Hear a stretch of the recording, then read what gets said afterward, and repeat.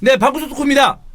맨시티가 오늘 새벽에 있었던 경기에서 이겼잖아요. 네, 울버햄튼이란 경기에서 이겼습니다. 울버햄튼이 결정력이 좀 떨어지지 않았다면 이거보다 약간 더 호각일 수도 있는 경기였고 경기는 이제 덕현이가 중계를 했는데 네. 맨시티가 이제 코로나 때문에 균도안이 못 나왔어요. 그리고 베르나르도 실바도 못 나왔습니다. 그래서 뭐 이색적이라기보다는 펩의 어떤 운영 기준보다는 조금 더 수비적으로 더블 볼란테를 세웠고 그 다음에 필포덴이 공격적으로 나섰고 인상적이었던 선수는 사실 나단 아케였습니다. 잘하더라고. 이 선수가 우리가 빅클럽에서의 좀 본 그게 없지 않냐라는 그렇지. 의구심이 있었는데 그런 경우 있잖아요.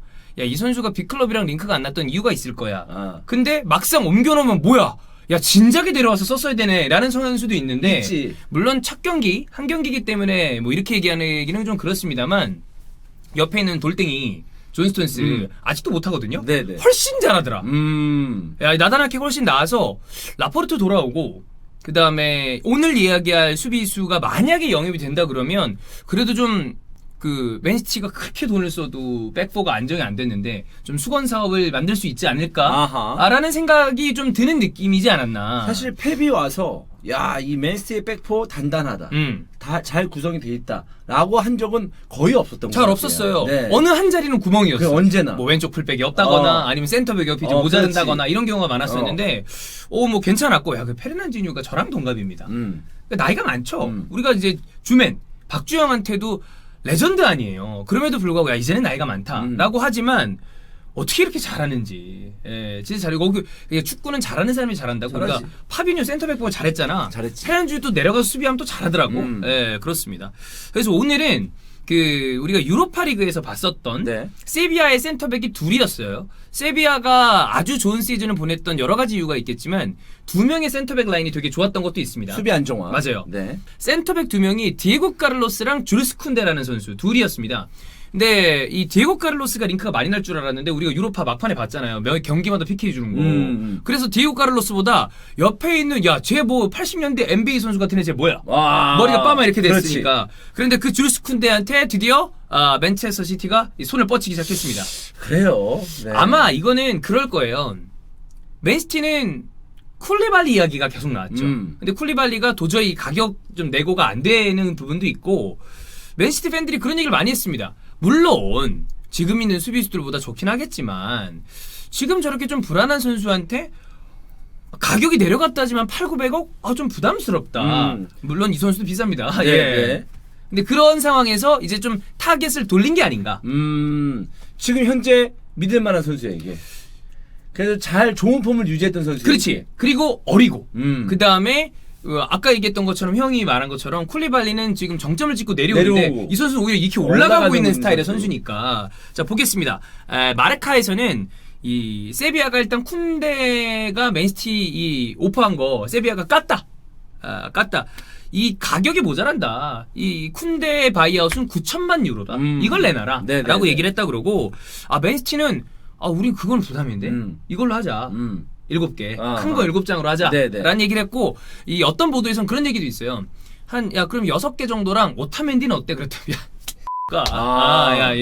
네, 이렇게 하라고 됐다. 네. 안 돼요. 이런 얘기를 했다 그러고 아스에서는 이 쿤데와 맨체스터 시티가 뭐 5천만 유로 근처에서 계약을 맺을 것이다 그러는데 이거는 저는 가격은 안 맞을 것 같아요. 이거는 그냥 뭐 여러 가지 얘기가 있는 거니까. 그다음에 파브리쇼 로마노는 맨시티 쿨리발리들이 아직 끝난 건 아니나 쿤데는 지금 자기가 파악하는 걸로 봤을 때는 세컨 옵션인 것 같고 쿨리발리가 퍼스트 옵션? 뭐 쿤데가 세컨 옵션인 것 같은데 요즘엔 이거 좀 많이 틀려요. 네, 그래서 뭐가 맞는지 모르겠어. 하여튼 그렇고 세비야는 이미 맨시티의 첫 번째 비드를 거절했다 라는 얘기가 나왔고요. 그 다음에 몬치 세비야의 단장이죠. 네, 세비야의 단장 몬치는 맨시티가 쿤데에 대해서 오퍼 넣은 거 오케이 맞는데 우리 벤치 났다. 그것도 사실을 확인해줬고 돈 때문에 벤치 났다. 그렇죠. 네. 조건을 올린다면 그 다음에 들어보고 그 다음에 대답하겠다.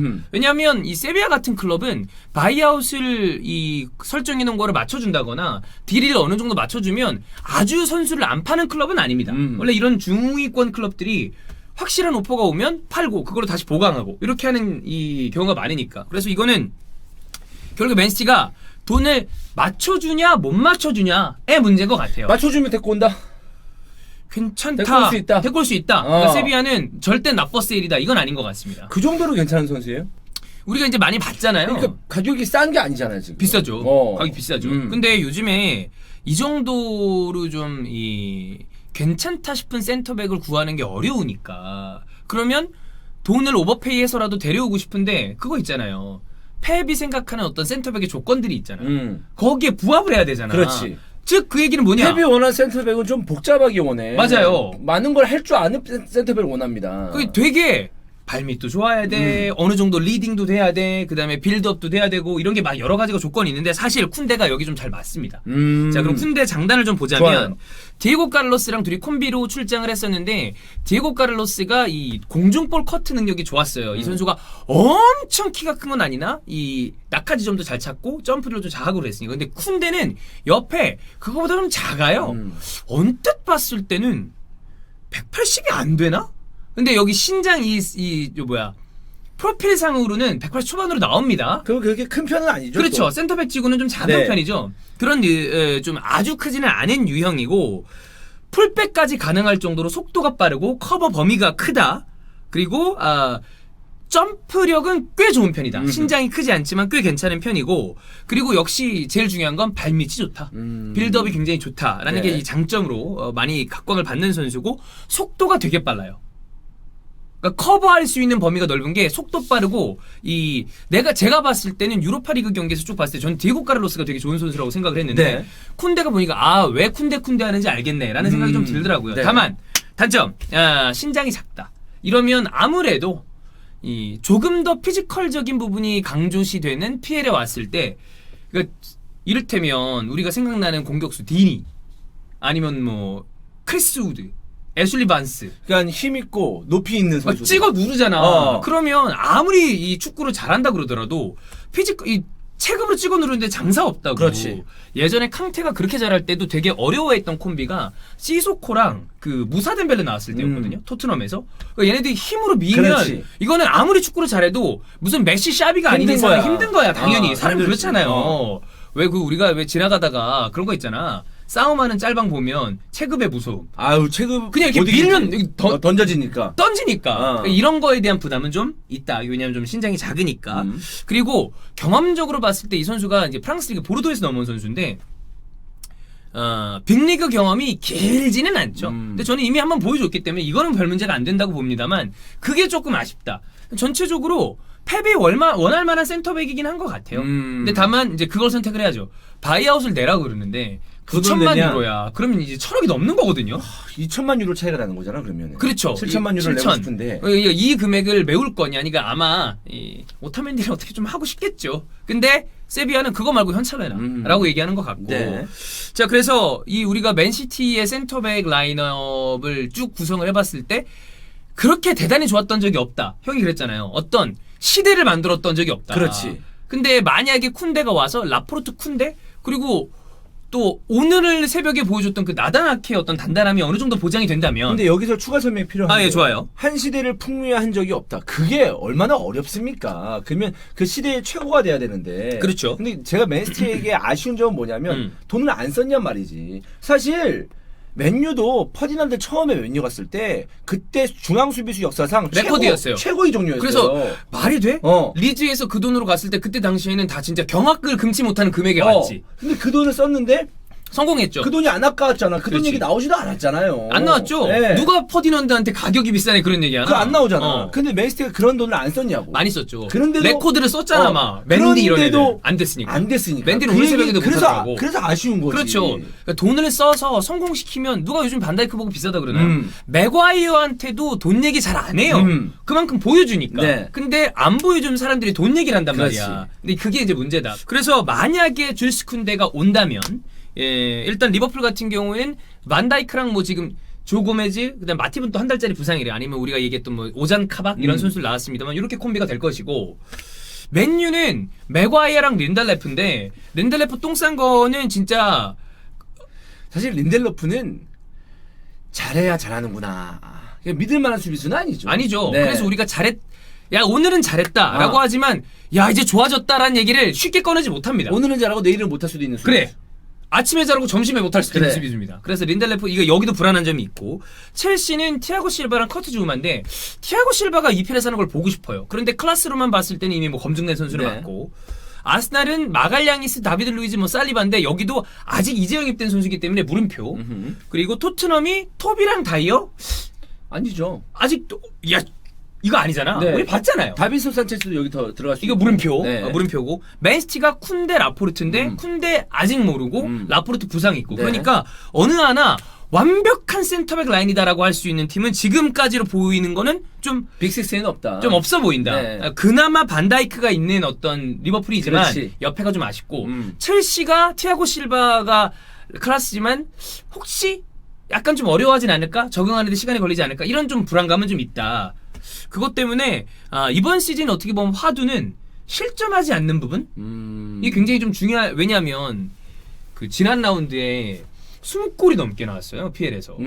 요즘에 우리가 축구가 트렌드가 좀 변하고 있다는 네, 얘기를 하잖아요. 네, 네, 네. 점유율 위주의 축구와 그걸 대응하기 위한 4-4-2 축구가 나오면서 그 경기들이 자칫하면 득점이 안 나오는 경기들이 나와요. 맞아요. 좀 지리하거나. 어. 그리고 일부 팀들만 다득점하는 좀 되게 쏠림 현상? 근데 최근에는 약간 치고받는 양상의 축구가 나오는 것 같아. 약간 그 티키타카, 그러니까 소위 말하는 점유율 축구를 하기 위해서 구성돼야 될 선수들이 많은데 그게 지금 잘 안 되잖아요. 안 되지. 그리고 그걸 한다고 하더라도 이 4-4-2 축구 두 줄 수비를 쓰면서 수비 잘하다가 한 번에 역습 올라가면서 그치. 실점하면 또 답답해지는 맞아요. 거니까.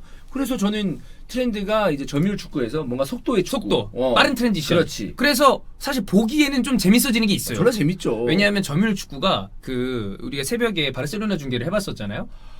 상대가 내려앉아 있죠. 그러면 솔직히 말해서 좀 졸려요. 미칩니다. 그러니까 보면 대단해야지 어떻게 저렇게 공을 돌릴까 하다가 네임콜만 10분 하고 있을 때도 있어요. 계속 돌리니까. 아니 패스가 1000개가 넘어가요. 그래. 딴 팀은 200개, 300개 하고 있는데 5배 혼자. 한 팀이 800개를 패스를 하고 있어. 그러면은 그래서 바르셀로나 중계하면 타팀 팬들이 너 바르셀로나 빠냐? 너 꾸레냐?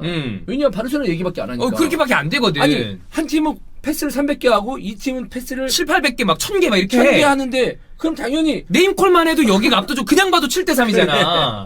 근데 그 축구가 나쁘다는 게 아니라 그러니까 그 축구가 대단했죠. 대단했죠. 왜냐면 한 시대를 풍미했으니까. 가져갔으니까. 근데 그 축구에 대응하는 어떤 파회법이라는 것이 완전히 수비로 내려앉는 거다 보니까 일부 경기들이 좀 지리한 경기들이 그렇지. 나왔었는데 최근 경기들이 약간 트렌드가 바뀌면서 재밌는 경기들이 나오고 있고 그러다 보니까 약간은 불안한 이 빅6들의 수비진이 화두가 될 수 있지 않을까.